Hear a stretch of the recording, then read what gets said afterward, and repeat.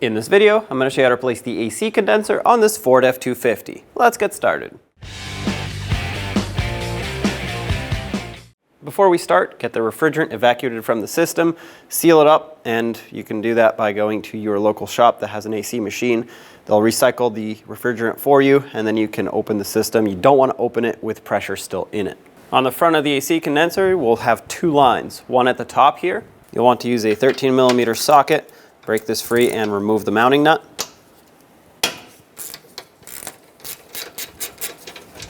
Set this aside. When you pull this line off, there will be a hissing noise. That is not pressure, that's vacuum. When the refrigerant is drained, at the end, the machine puts a vacuum on the system. So that's what you're hearing. There we go. Set this line aside. There's another 13mm mounting nut all the way down here, at the bottom of the condenser. Break this one free as well and remove it all the way, and then I'll pull this line off as well.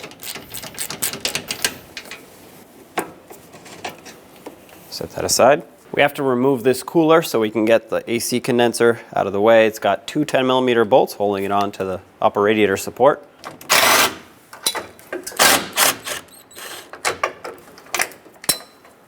This has hoses on this side, so just flip it over and leave it over here. At the top of the AC condenser on each side, there will be one 8mm headed bolt. Remove this. And go over to the other side, do the same thing.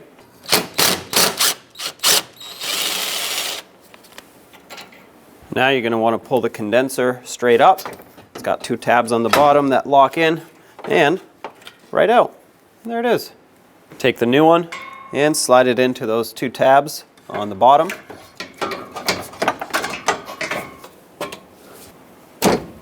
There we go. Make sure it's fully seated. I'm going to line up the left side as I'm looking at it because this hole is not adjustable. You'll see in a second.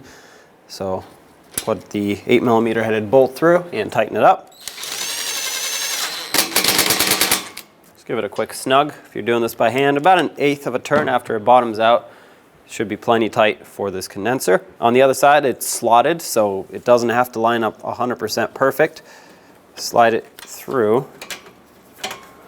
And once you catch those threads on there, tighten it up the same way.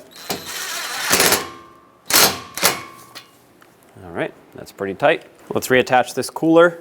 Had the two coarse threaded 10mm headed bolts. Make sure you don't pinch the hood latch cable here.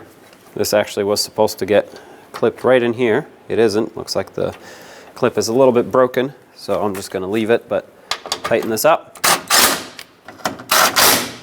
Now you'll notice there are no studs on the new AC condenser. Well, it should come with them, and you want to thread them into their corresponding mounting holes.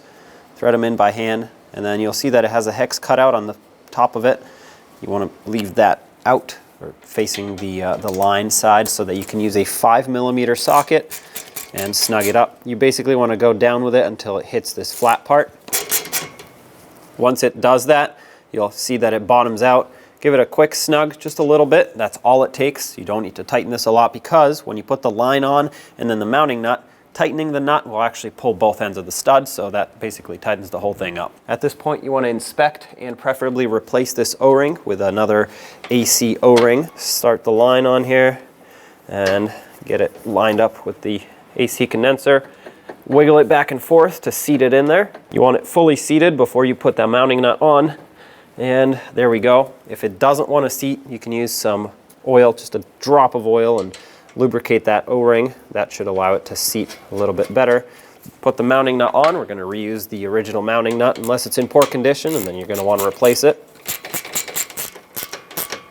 Snug it up. Once it bottoms out, give it about 1/8 of a turn. That should be plenty tight for this. You don't need to completely crush this down. You don't want to strip the threads on it. The O-ring does the sealing, so you want to just get it snug, and that's plenty. Repeat this whole process on the bottom.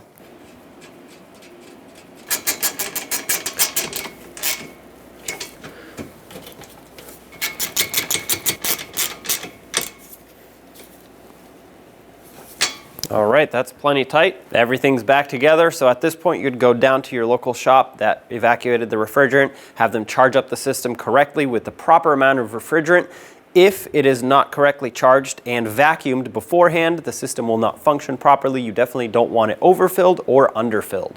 Having said that, there you have it. Job is done. When only the best will do, demand TRQ. The only company that lets you view before you do.